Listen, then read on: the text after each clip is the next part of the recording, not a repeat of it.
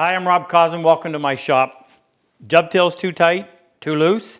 I'm going to share with you 7 secrets to getting perfect dovetails using my new offset method. Stay with us. I'm Rob Cosman and welcome to my shop.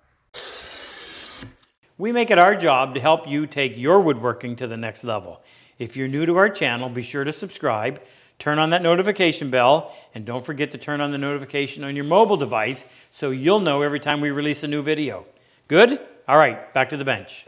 I started teaching dovetails well over 30 years ago and constantly trying to improve methods and make it easier for folks to be able to get up to speed, meaning cut really good dovetails as soon as possible.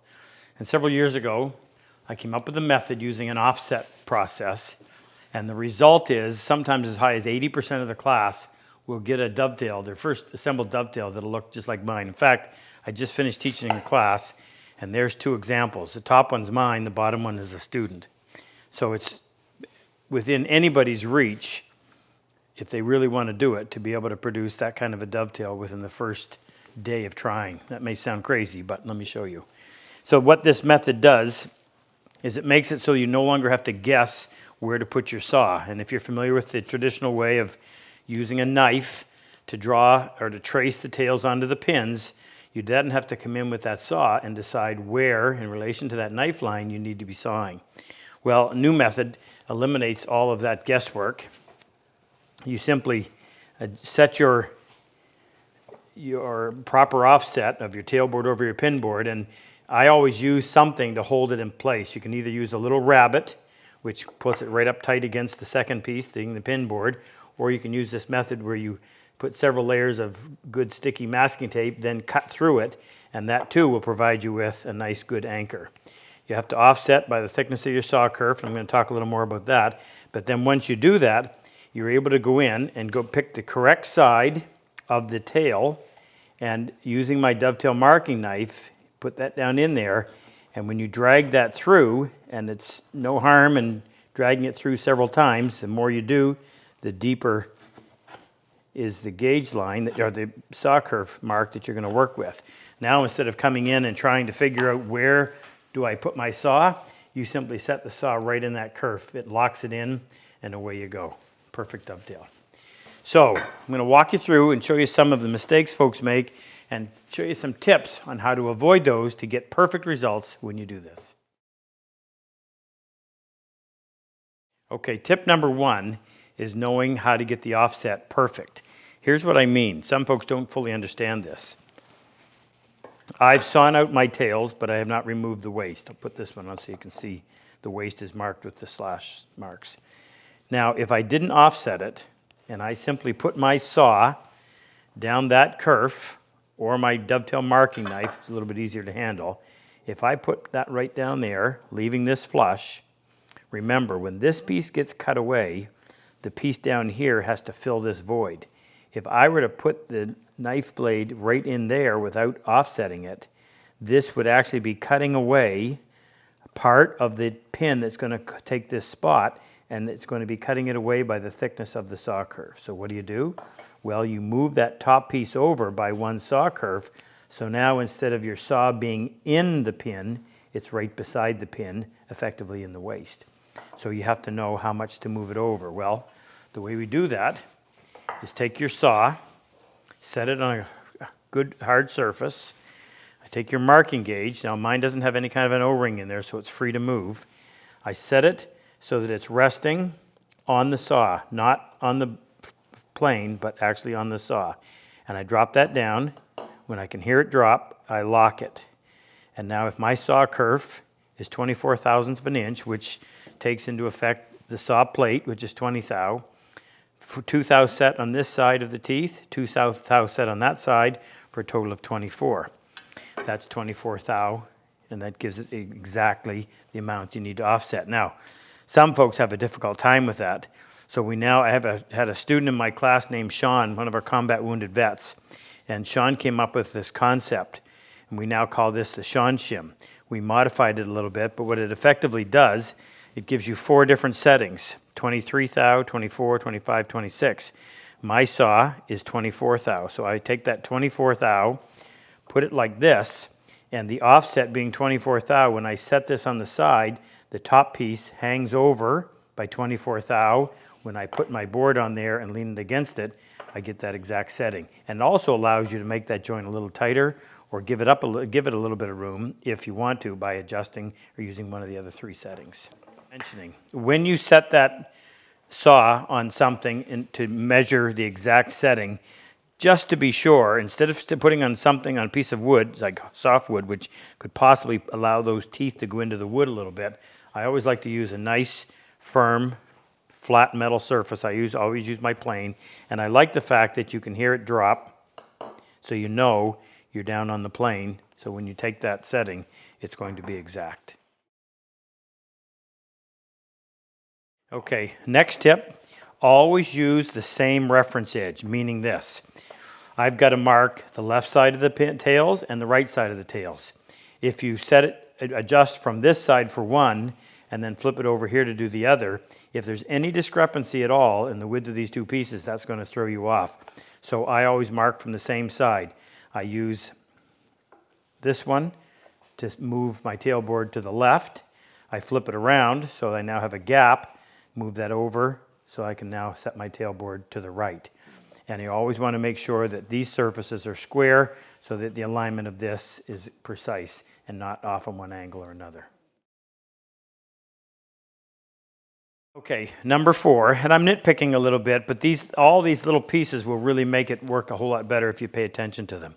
So when you're about to do this, if you're using the marking gauge method, you want to make sure that the head of the tool is sitting flat against the edge of the board, cutter on the top. Using your fence, whether it's the masking tape or the rabbet, set that on. Make sure it's nice and firm, meaning it's not caught up, and I always check to make sure there's no debris anywhere that's going to prevent that from laying in there nice and tight. Set the gauge, hold it firmly. Keep this tight against the inside of the pin board. Move it over. And when I feel it make contact, set that aside, switch hands so that I can use my marking knife, but keep this firmly held so nothing moves. Same idea if you're using the Shawn Shim.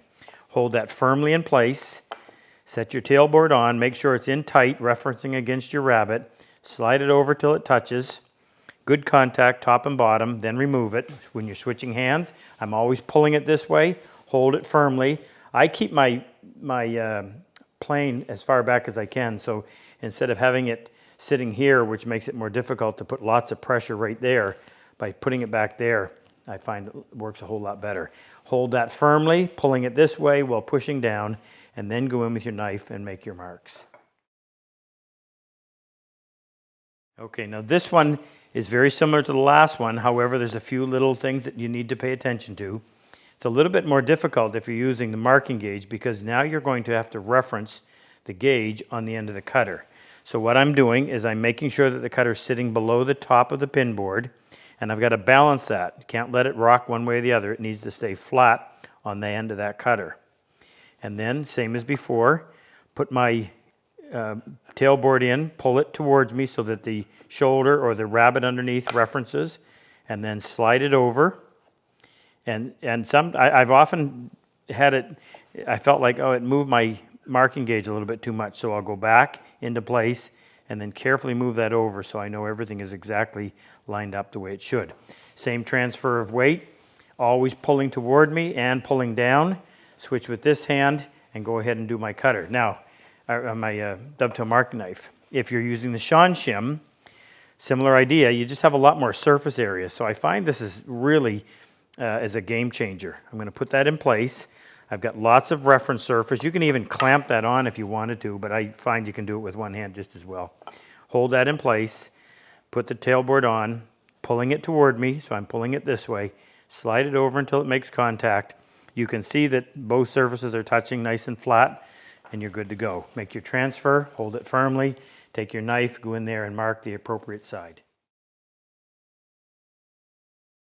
Another point to be really careful of, when you put your pin board in the vise, I find it easier if you move your plane over, put something on top that you can then bring the board up underneath so that you know it's going to be flush with the top of the plane, then snug up your vise. you want that to be sitting flush. The reason is, when you move it back here, if it isn't flush and it's on a bit of an angle, it's going to rock. And you need that to be secure. And I'm going to say it again. When you put that in place, and you've gone in and you've made your adjustment, you have to make sure that that does not move. Now, sometimes people get a little too aggressive when they're marking with the sawtooth blade. Put that in there carefully. You don't want to mess up that nice clean wall that you have on the sides of your tail that are going to result in a really good joint. Let that go down in there. It should fit easily. Don't slam it against the back. You may move that. Just let that drop down in, and then you can pull it through. Careful not to make any mess of that nice, neat kerf. Number 6, and this one is the part that people get hung up on. For a year after developing this method, I was still struggling with it. So here's what we're going to do. We're going to determine how we know which side to mark on. First thing I like to do is come in here and actually draw on these pieces what I'm keeping. So you can either put a T or actually spell it out. Tail, tail, tail. So you know you're working with these pieces. This is waist. This is waist, waist, waist. As I mentioned, whatever we cut off of the side, when we remove this piece, the piece down below, that half pin has to fill that and has to fill it fully. If we don't do the offset, we would actually be cutting into part of the pin, and now that pin would be too small by one saw kerf. So hence, we do our offset. Now, how do we know which side? Well, the way I do it, if I offset the tailboard to my left, I'm going to mark the right side of each tail. And I look at this one right here to remember that. This is the easy one to do. If I want to make sure that that half pin is the full width, knowing it's flush means it would make it too small because I would be taking a slice, a saw kerf off of it. So by moving it to my left, I'm going to make sure the saw kerf goes into the waist in between the pins and leaves me a full half pin. So what I do is, if I move my tailboard, this is my tailboard. If I move my tailboard to the left, I mark the right side of the tail.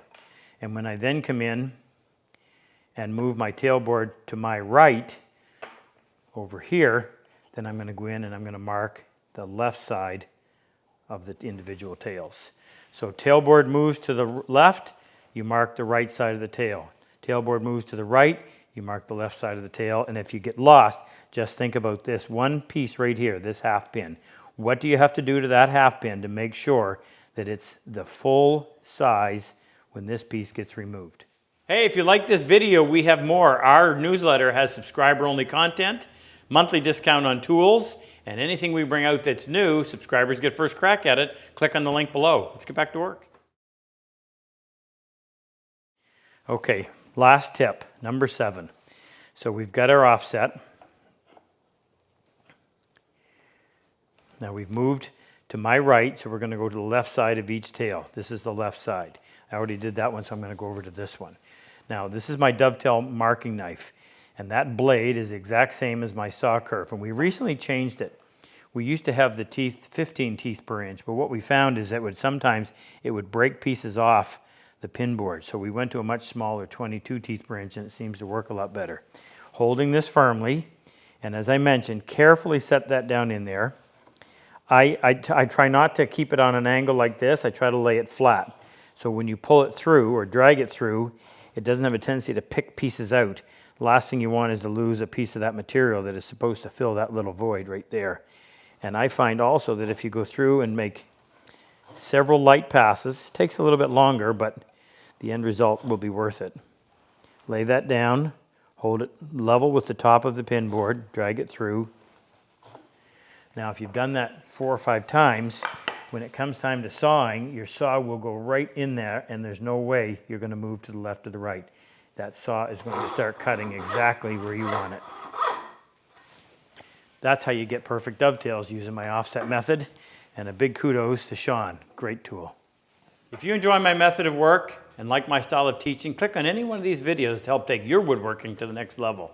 I've always said better tools make the job so much easier. If you click on the plane and chisel icon below, it'll take you to our site and introduce you to all the tools that we actually manufacture right here in our shop. It'll also give you information on our in-person and online workshops.